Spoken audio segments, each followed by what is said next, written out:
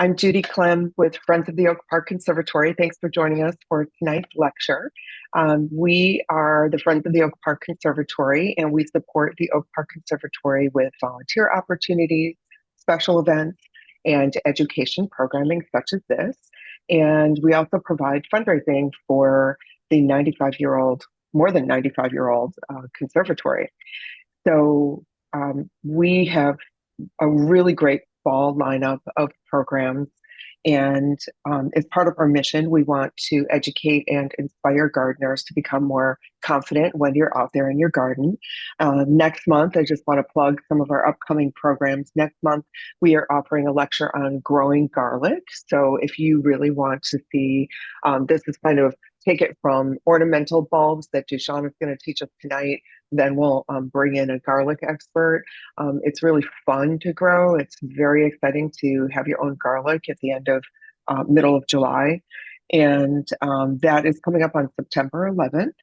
And then on October 16th, we're super excited to be hosting an author talk. We're co-sponsoring this with West Cook Wild Fund, and we are going to be featuring Chelsea Gottfried. She's co-author of Gardening for Moths. So in October on the 16th, we will have an expert who knows all about moths and how to build your garden to attract more moths. So that I actually have her book. It's really wonderful. Lots of pictures, etc. Before we get started with the introduction of Dushan, I just want to mention that the Oak Park Conservatory runs multiple plant sales throughout the year. And the one that's coming up opening tomorrow online is the Mum and Bulb sale. And the pickup will take place later in September. So they'll email people with the information, but I just want to mention, and I can send a link out after the lecture with once it goes live, the sale goes live, I can send you guys the information and you can start to pick your bulbs out. So tonight, I think we'll get a little bit of a sneak preview of some of the things that are going to be featured in the bulb sale. So let me introduce Dushan. This is a special treat because we get to work together at the conservatory. So Dushan Duke Lepoyevich is a dedicated horticulture professional with over 5 years of experience in greenhouse management, landscape design, and team leadership. As greenhouse and conservatory supervisor at the Park District of Oak Park, he oversees plant production, displays, and integrated pest management while coordinating staff and our volunteers. He holds a bachelor's degree in horticulture from the University of Belgrade and is certified in pesticide application and OSHA safety. Fluent in multiple languages, Duke creates thriving plant environments and engages our volunteers in a wide variety of horticulture projects. Duke is passionate about growing beautiful plants and cultivating gardens of all types. He loves to share his passion and inspire other fellow gardeners through this work. I also want to introduce Casey Nikoloff.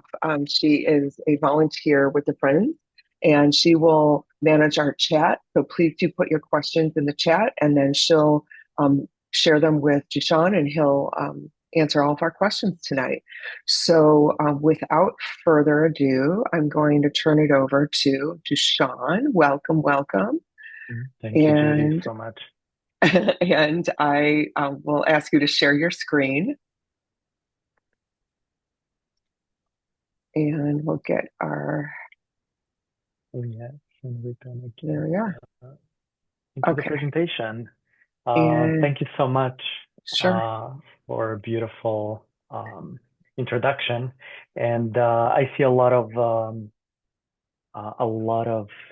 names that I recognize. So welcome everybody, and a lot of volunteers. And I just want to thank you to be part of this community and the conservatory, and it helps us a lot to have this beautiful institution up and running and presentable for everybody, for people all age, and especially for our kids. So I'm going to start with the lecture. So this is going to be planting bulbs for spring blooms. I don't know if you are ready for this. I am not. But we already plan everything, and moms are up and running, and bulbs are soon arriving from Netherlands. So everybody's super, super excited about it, and um, we just want to share information. And we try to do all the lectures for all of our sales just to help our customers and our community to understand and get better in gardening and get more confident and comfortable enjoying the new plants and new varietals, and just to have something new and trendy in their gardens, or just keep up with their plants that they have over the years. Um, so we're Oak Park Conservatory, and um, this is um, some of the photos that I personally took, and I would like to share that. And we have three beautiful showrooms, and we have beautiful three gardens at the conservatory. So I believe most of you um, came to visit, but if some of you have never been, please come over and um, uh, check it out, because it's such a beautiful place, and there's a lot of different things to see there, from the beautiful, amazing specimens from Mediterranean, tropical, and the desert. Uh, and we have a lot of volunteer opportunities too, so please come join us and help us out. And it's a big benefit for you to enjoy and work with plants and work with other staff and other volunteers. So we're gonna start. I'm gonna start talking about the bulbs and what you should know about it. Um, so bulbs, um, we are gonna start uh, planting bulbs. Um, so end of October and beginning of November. So just make sure that the soil is not frozen, and that should be um, what they say, like before Thanksgiving. It would be the perfect timing to plant bulbs. So at that time, um, the soil, and if we have a lot of rain through the fall, there can be a lot of rain and a lot of water. Soil can be wet.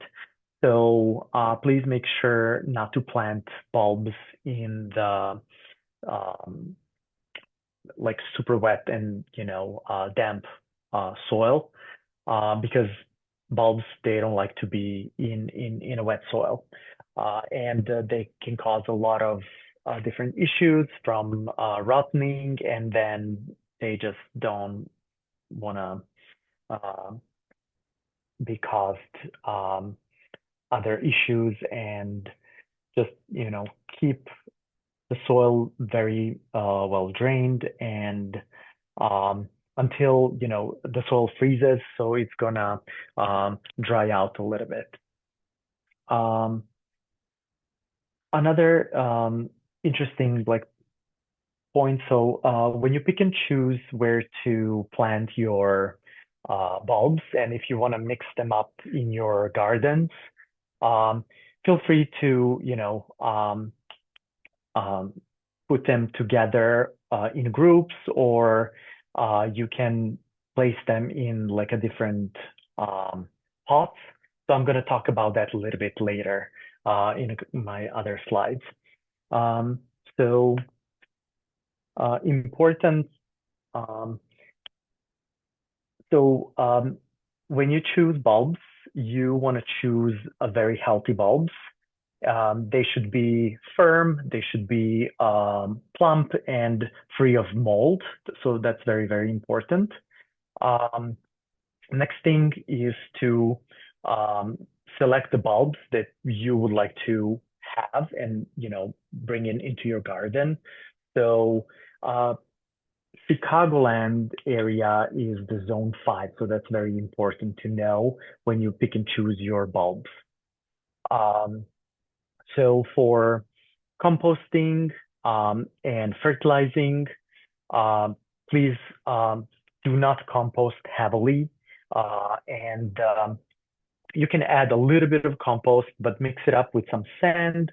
So for additional drainage, which it's not going to hold the moisture that much in the soil. And especially like if you have a heavy clay soil, that's going to create a lot of um, um, rotting, and it's not going to be good for bulbs.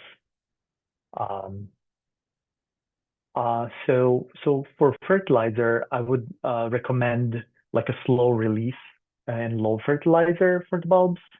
So this is one of the brands that we suggest, and they're really good organic fertilizer. So here's we're going to share this presentation with you all. So because there's a lot of information on it, but what I want to, say and what I really want to point out is to um, all the fertilizer needs to go underneath the bulbs and don't mix it a lot with the soil. So before you plant your bulbs, just prepare a little bit of uh, uh, that layer and then put a nice layer of the fertilizer. And then after that, you can place the bulbs um, uh, on top of it. We have a couple of different tools and ways how to plant the bulbs. So you can do it by hand. You can use a drill with um, um, uh, different type of augers, or you can use like handheld trowels and different type of dibbles. So whatever you prefer and whatever you like to use, so you can pick and choose and then try.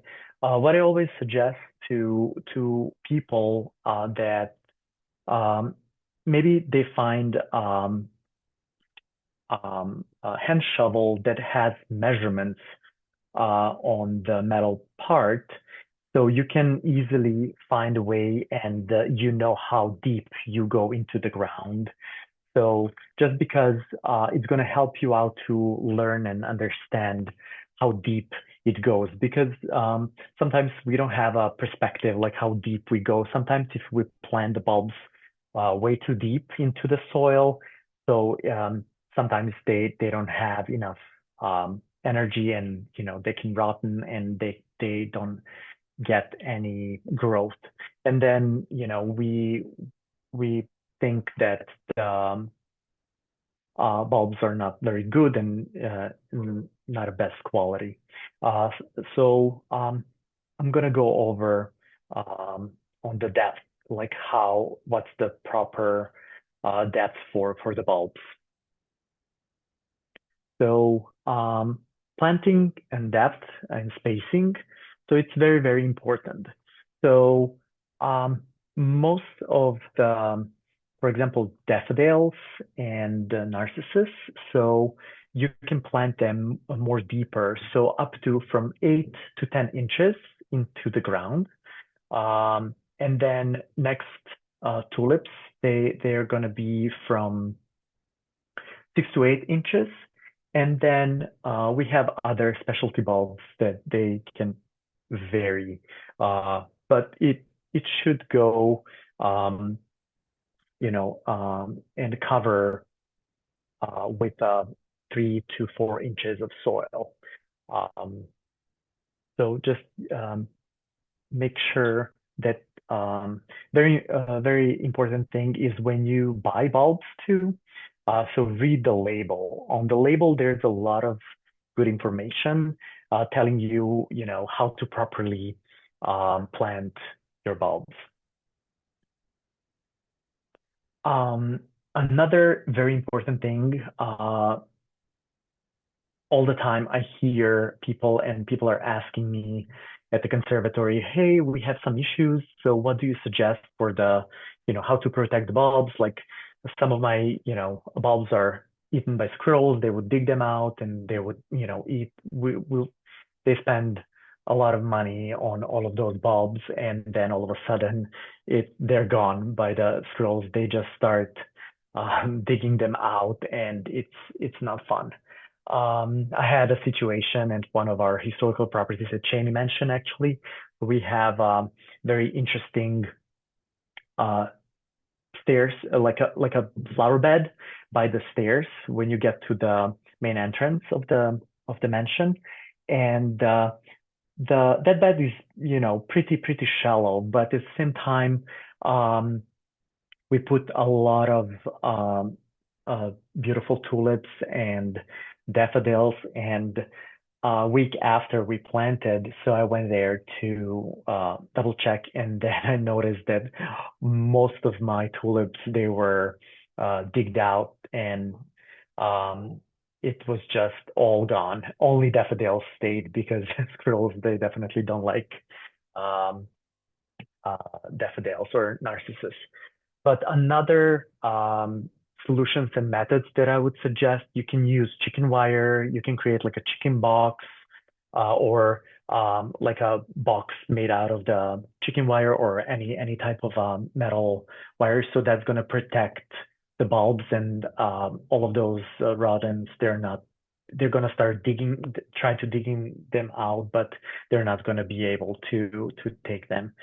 So you're gonna have a nice plants, and through the chicken wire or through all of those holes, like plants can grow easily. So that's not gonna be any issue with that. Or you can find a plastic covers too. The only thing that I don't like with the plastic is that, it's not very sustainable, and I don't like plastic in my gardens. So we use, mostly stainless steel, or so we can easily remove that later on and just um, um, have other plants, you know, put in that section. Um, other, um, so um, what you can do, so as I said, like you can have different areas and beds. So a lot of people have different type of gardens, and uh, what I try and what I encourage people to do is to mix up a lot of different plants, and just to kind of create some cohesive and a beautiful design. At the same time, you have to think about um, you know all those seasons that we have here in Chicago. And a very important thing is to have um, all those beautiful flowers through the year, through the season. So you can play with that, incorporating a lot of different bulbs. Um, because bulbs are the first flowers that are coming out, in early spring, and they're the most beautiful flowers to me, and I really like them just because they are the first pollinator plants, and all of our important pollinator insects, they harvest and they live off of them, especially that first um, month of, getting out from the winter months and the cold weather. So that's another very important uh, time for the important pollinator insects.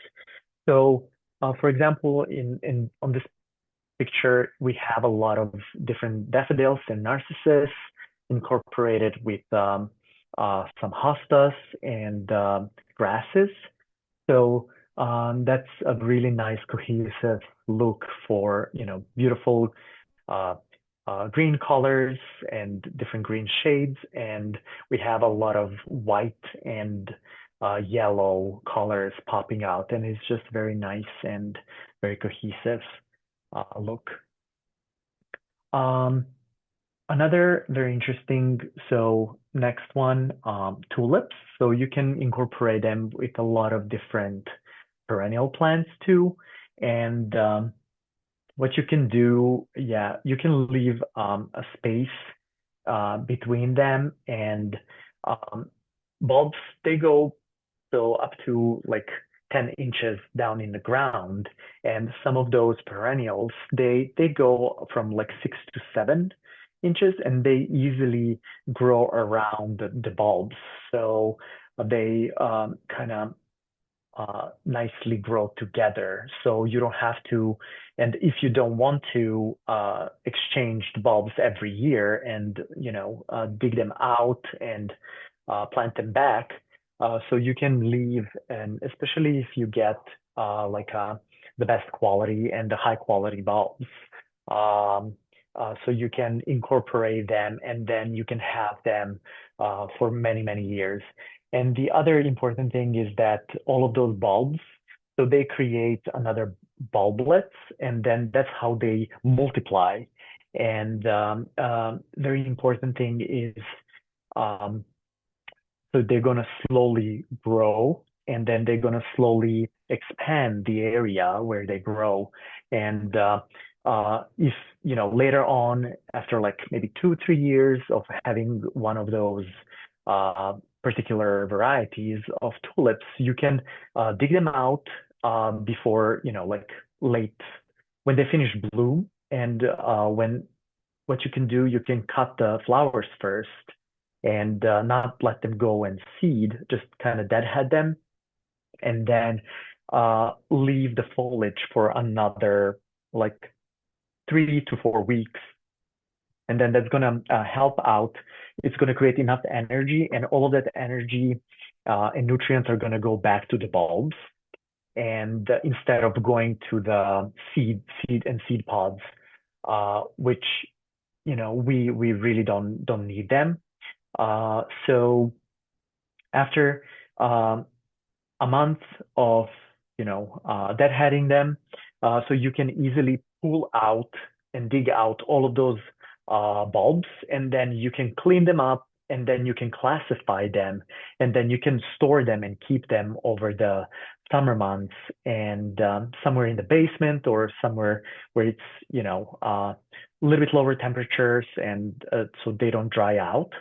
And you can save them for next season, and then in late fall you can plant them back again, and just to save that variety, and you're definitely going to have more bulbs um, after that. um, some of the bulbs that you can find, and what we're going to have for sale, as Judy mentioned earlier. We try to do a sale every year, and very important, um, we try to bring in some of the uh, specimens that they are typical, and they can grow nicely in the zone 5. So we start our selection, and based on the previous year, what we sold out, more or less.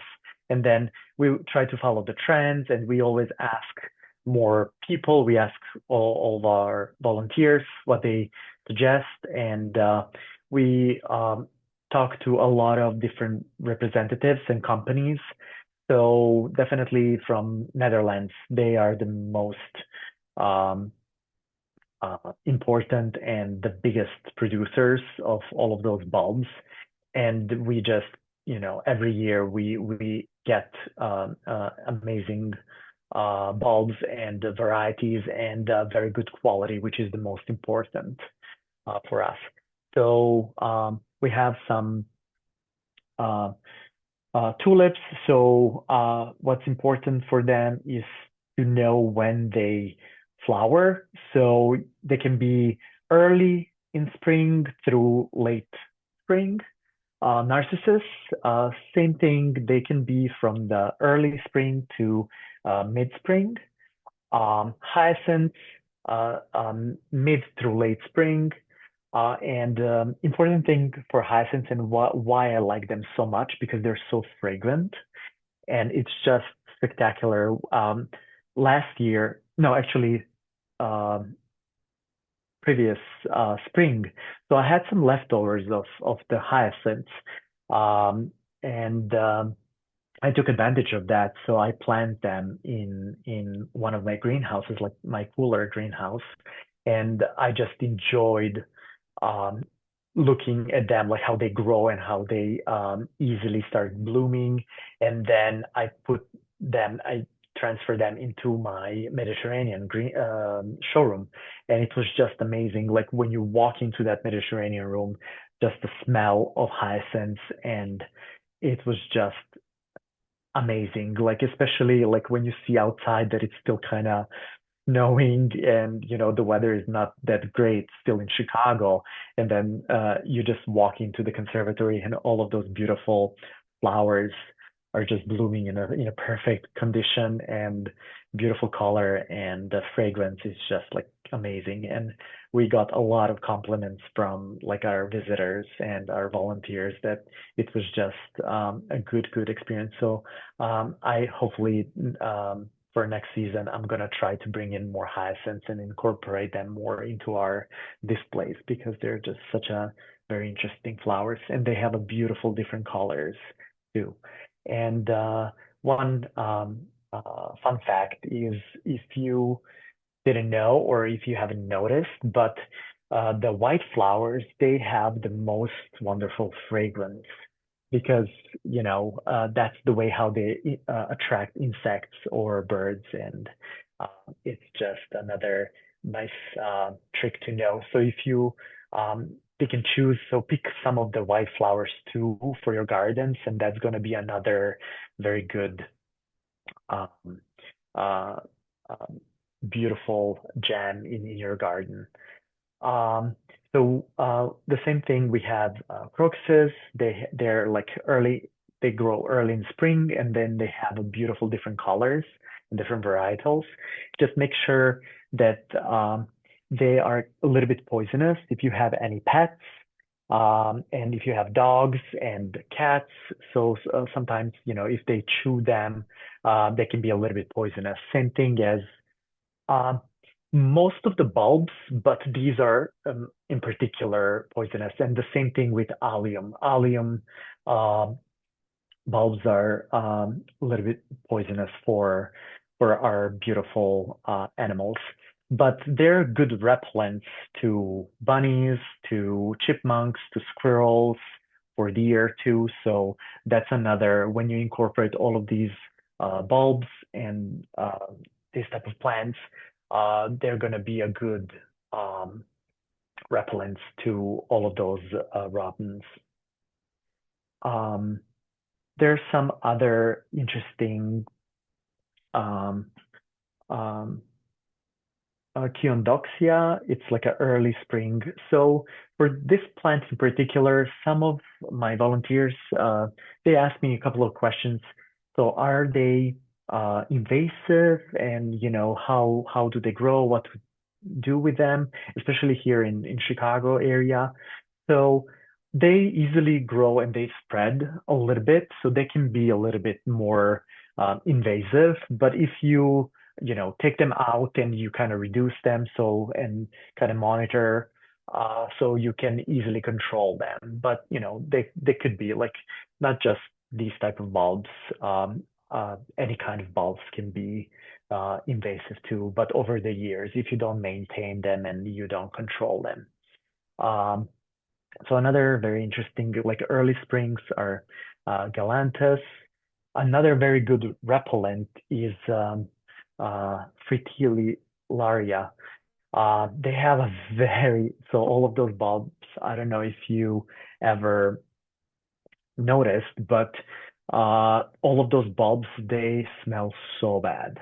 Like literally, they smell like a skunk. When I got my delivery and I was opening the boxes with all of those packages and bulbs, and I was like, oh my God, it was just awful smell. But at the same time, this is another excellent repellent um, plant that it's gonna, keep away all the deer from your gardens. And yeah, if you have them like on the borders of your flower beds, they're definitely gonna do the magic, and they're gonna help out keeping all of those bulbs secure and uh, safe. Um, another uh, Celia and surprise lilies. So they're another very, very interesting flowers. So you basically have all of those bulbs, you plant them, and then all of a sudden you totally forget about them. And then all of a sudden you just see all of those beautiful trumpets popping out on those beautiful big stems, and they're just spectacular. And they come in a lot of different colors too. Now they have some different varieties. So it's a very, very nice addition to your garden. So tulips. So as everybody knows, so Darwin hybrids. So those ones are the most popular ones, and especially they're very, very uh, good for our zone. And I highly recommend to pick and choose these type of tulips just because they're proven to be very good quality and they can survive harsh winters, and they have beautiful, beautiful, spectacular colors. Another interesting parrot tulips or parrot tulips. So they have a beautiful different colors, and the shape of the petals, they're just um, very, very interesting, and you um, they just give a lot of character to your garden for sure, and all of your flower beds. Another important, or not important, but special, are double late tulips. So they just look very, very nice, like a roses basically in spring. That's how they usually call them. Trumpet tulips are another very interesting group of tulips. And as I said, there's so many different varietals, and they have so many different characteristics and colors. Just, when you uh, pick and choose the tulips, and if you are looking for a specific color and specific shape and character, you can always pick and choose um, uh, these types of tulips, and or mix them up and just have like a lot of different shapes and colors, and it's definitely gonna look nice in your gardens. Um, some of the favorite, so these are Banja Luka. So this one is from Bosnia. So how they found this one? So it was from the Netherlands originally, but they found this similar tulip with a very good genes, and it was very tolerant on rotten, root rot, and yeah, they just kind of created it, and they they came from Bosnia, and they have a big production out there. Pink Impression, Orange Van Yelk, that's another beautiful. So for next season, a lot of orange colors and like peach colors. So that's going to be a trend. So what like those horticultural magazines and like floralists suggest. But to me, um, I love all colors basically, and it's just whatever you pick and choose and whatever you prefer. So just yeah, go with your style and create your own design and put your signature to it. And I encourage, I love color, and if you come to the conservatory, you're going to see a lot of beautiful, colorful flowers, especially now in the Rubenstein garden. We have that beautiful fountain with a lot of different cannas and tropical plants, and it's just beautiful, beautiful to see. Uh, Narcissus and daffodils. So that's another uh, very good type of bulbs and plants. So um, they just grow beautifully, and they are very easy to grow, and they don't need a lot of work. The only thing, so they can come up in early spring through the late through the mid spring, and um, after they uh, bloom and they finish blooming, so I would suggest to go and deadhead them. That's another, because as I said earlier, so we don't want to uh, get all of those seed and seed pods.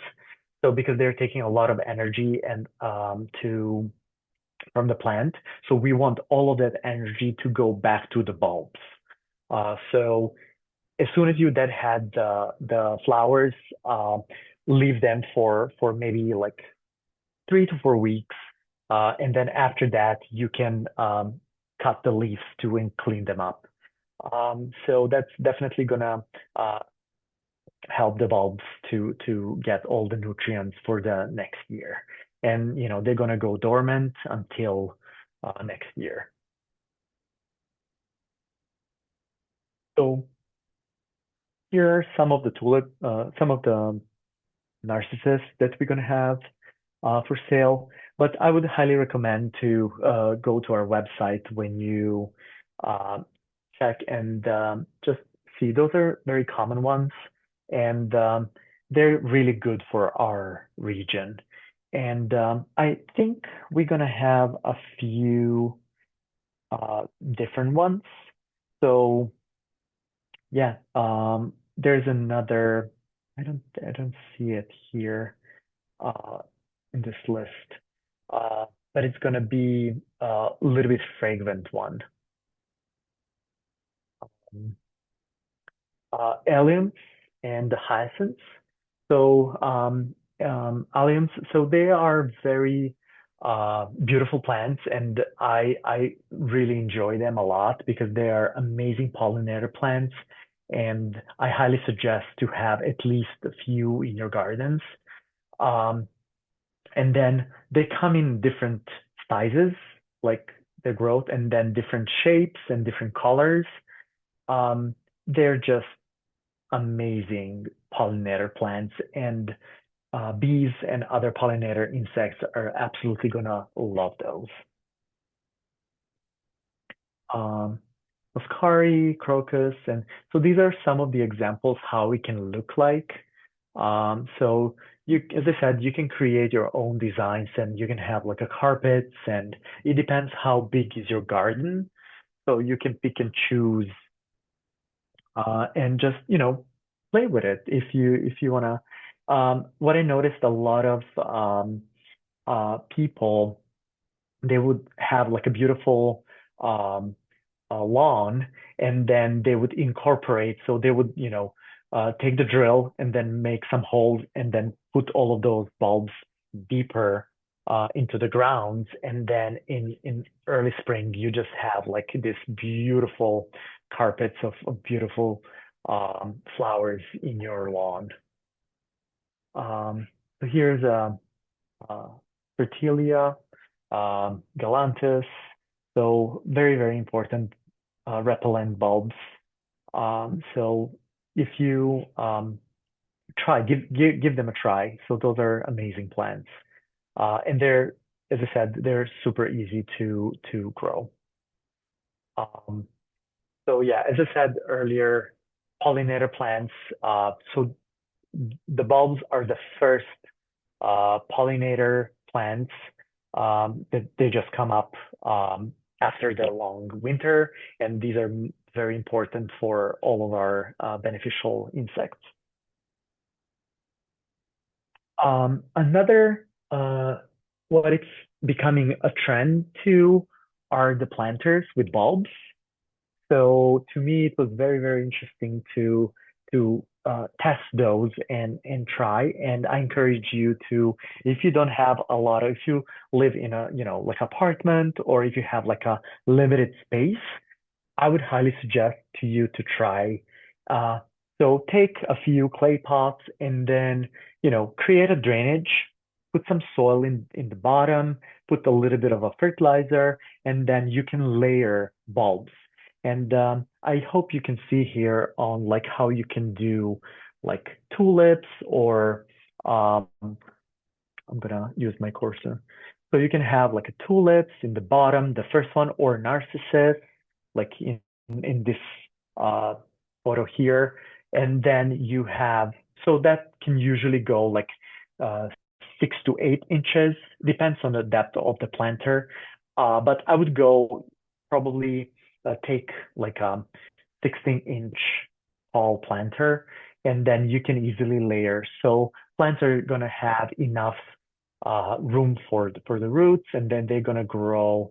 And then you can do 3 layers. You can do tulips. You can do, I believe these are the uh, muscari, and then crocuses.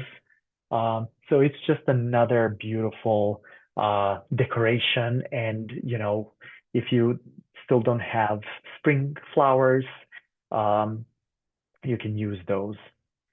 Here are some examples how it can look like, and it's just spectacular.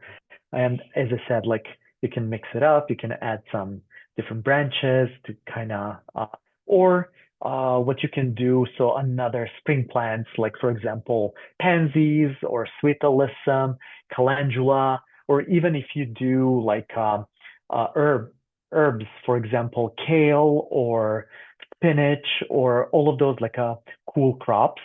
So you can mix them up and then you can have a little bit of a nice look and just to kind of get some idea. Or you can mix it up with some moss and have like um, centerpieces for your table. And it's just beautiful, beautiful, especially in the spring, after the long winter, we're ready for, new season and new growth. And this is just a beautiful addition to your decoration. And yeah, as I said, like I love those hyacinths and they just smell so good. So I hope I told you enough. We're going to open up um, questions and answers. So please, let us know if you have any questions, and I would be more than happy to answer. And even if you don't remember at the moment, so you can always email us, and or you can come to the conservatory, and we would be more than happy to help you. And another thing, we have a plant help desk every Wednesday from 1 to 3 p.m. So you can always bring your plant, and then we can discuss more about it. And I think, Judy, correct me if I'm wrong. So I think we're gonna post this lecture online so people can easily review it again if wanted. And um, I think I'm gonna share my presentation too with you so people can easily look at it. Yeah, if you send it to me, I will share it with our Hmm. group. That's great. Hmm. Okay, Casey, do you want to take us through any Q&A? Thanks to Sure. Sean. Hmm. Yeah, that sounds great. Thanks to Sean, and great to know that folks can reach out to you and others in a number of ways. Hmm. So, email, coming in person, and Yeah. obviously, if you have questions here tonight, there's still time to put them in the chat. So, go ahead, folks, Hmm. and let us know what's on your mind. We have a few questions so far from Sue Boyer, who, as folks know, Hmm. is the president of the board of the Oak Park Conservatory, Friends of the Oak Park Hmm. Conservatory. So appreciate you, Sue, being here and asking your questions. So, Hmm. starting from the top here, Sue says, after blooming in the spring, I need to use that space for other plants. When I remove used bulbs, what's the best way to keep bulbs until fall planting? So do you mean like um, keep them like in the ground, or you want to dig them out and Yeah, so Sue, correct me in the chat if I'm wrong. I think Sue's looking after she removes them from the ground, what's the best way to store them until okay, the next fall? okay.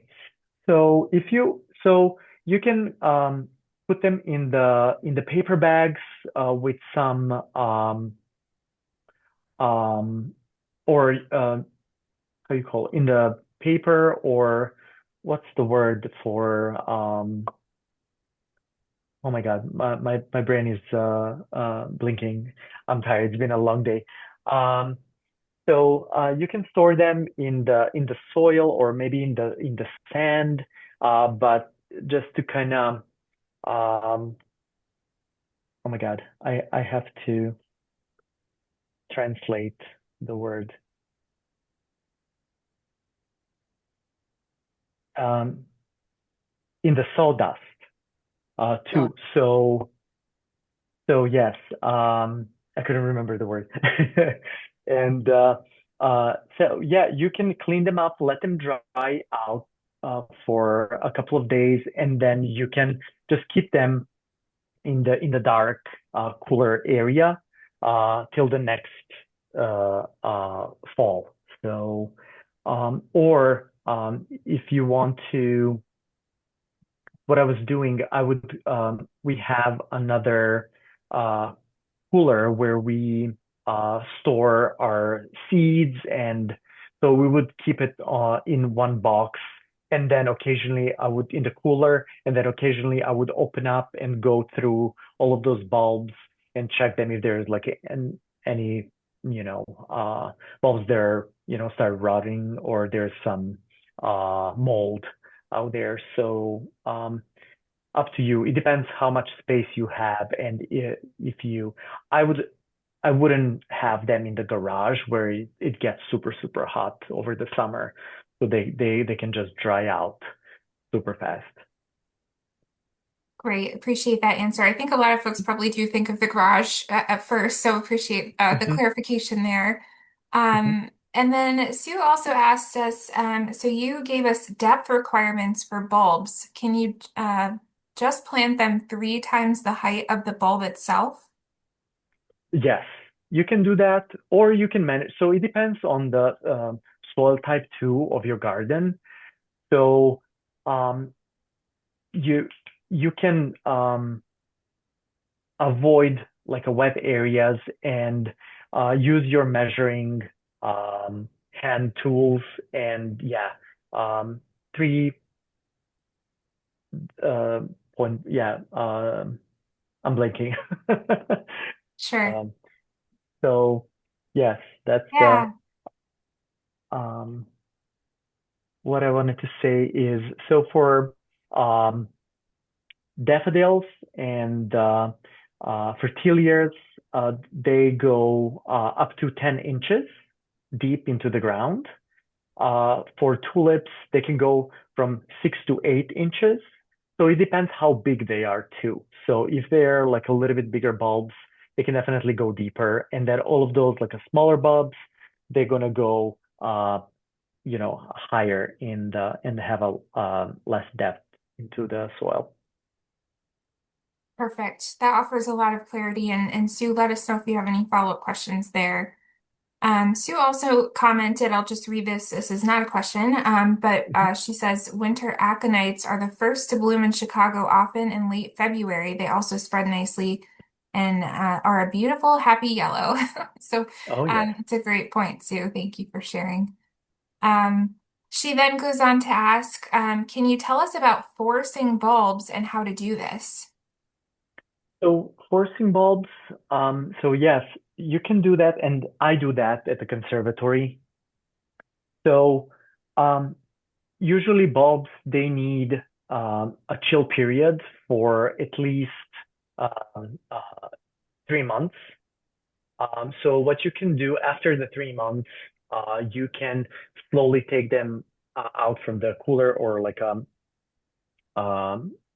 cooler area, and then you can plant them if you want to do, for example, in the pots. You can pick and choose the variety, pick and choose the size of the pot, and then plant them.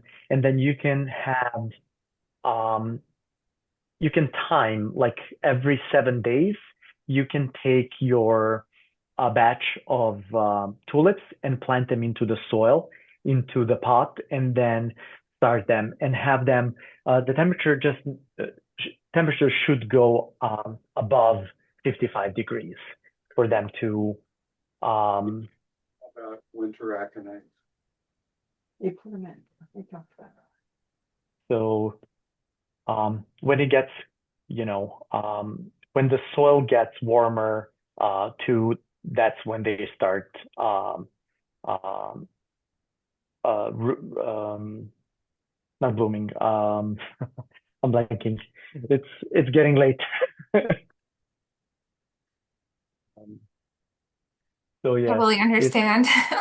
It's been a long day and a long summer, really. So it no, is. appreciate your feedback there. So I guess I'll move to the next one here. And this isn't a question. I'll keep going down the questions, but Mhm. Sandra was asking if she could please see the bulbs for pollinators slide again, if you could possibly display that for Absolutely, yeah. us. Great. Um, Let me see. Yeah, here they are. Oh, apologies.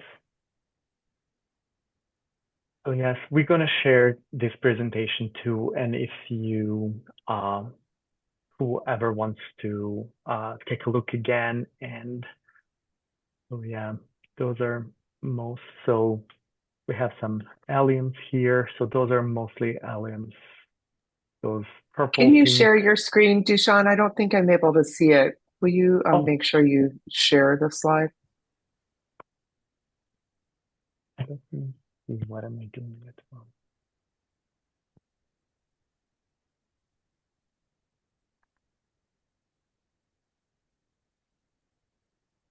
Sorry, I have some. Where's my Zoom? Okay,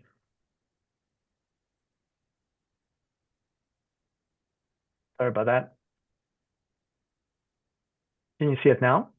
Yes, Okay, so this is a slide where great. So Sandra, feel free to take your screenshot. Mhm, Again, as Dushan says, this slide deck will be shared following the call today, so you can have another mhm. look at it later. But thank you so much for pulling this up again. Yes, absolutely. And we can definitely, if you guys come and visit, we can share more information about the plants. We have a lot of alliums in our parks, and they're just such an easy pollinator plants and such an easy perennial plant. So they've been coming up every single year, and they're just so easy to maintain. And then if you that had all of those flowers, uh, you can promote a new growth. So the individual ones, the big ones, so they can. It depends how old they are, but they can have um, uh, per one bulb, like it's one flower. But sometimes if there's enough time and energy, so they can have more flowers too. Um, but mostly that's very common for like a shorter uh, types. Perfect. Great. And Sandra says thank you, by the way, Dushan, so appreciate it. Mhm. Yeah, Um, absolutely. And then I'll take us to our next question here. We just have a few more, or a couple more really in the chat. Mhm. Katie here is asking, when is the best time to plant bulbs in planters? Should the planters be left outside through the winter? So you can do, if you would like to have it, you can do it through the winter uh, and have it on your porch or uh, something where it doesn't freeze it. So it should be cooler, but not let the soil freezes. So that's one of the tips. And uh, you can always get some bulbs that are already um, forced, And then so that means that they went through the chill period, and then you can plant them. So you can do that in early spring too. So that's going to have enough time for them to grow and to flower. Perfect. Great. And then let's see. Sarah is asking, when does the sale open up online? Judy, I see you put a link directly to the Oak Park Conservatory page for the sale. So online opens August 22nd and in person opens September 19th. So thanks for providing that additional information. And then that really takes us to our next question or our last question really that we have in the chat here from Gio, who's asking, what do you do with bulbs that get heaved up in the winter? So it depends. So we try to if it's too hot, they're definitely gonna start earlier and they're gonna start blooming. There's not much to do, especially if it's like outside weather. So they might gonna suffer a little bit, but if you can, you can maybe cover them and yeah, usually there's nothing much that we could do in that case. Um, uh, for us, we, here, especially in Chicagoland area, so it's, not that common, but yeah, my suggestion would be to, just let it be.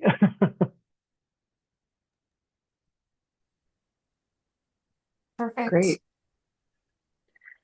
Okay. Well, thank you so much for joining us this evening. And thanks, Casey, for being our co-host, and to Sean for taking the time to give us this presentation. So excited to see what is on the sale. So you should watch for that.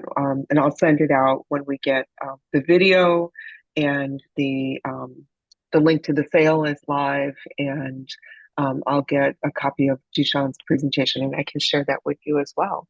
So this has been lovely. I am super excited to keep gardening until it's freezing cold. And have a good evening, everyone. Thanks for Thank you so coming. much. Okay. It's good to Thank see you. Okay, guys. Thanks for joining. Come visit at the conservatory, and definitely come. I can put the plant help desk as a reminder in the email when I send it out to people, because that's got, we can answer any question during that time too. Yeah, So, absolutely. all right. Well, have a great evening. Thanks for coming. And thank you, Dushan. I'll talk to you soon. Absolutely. Okay, bye, Casey. All right.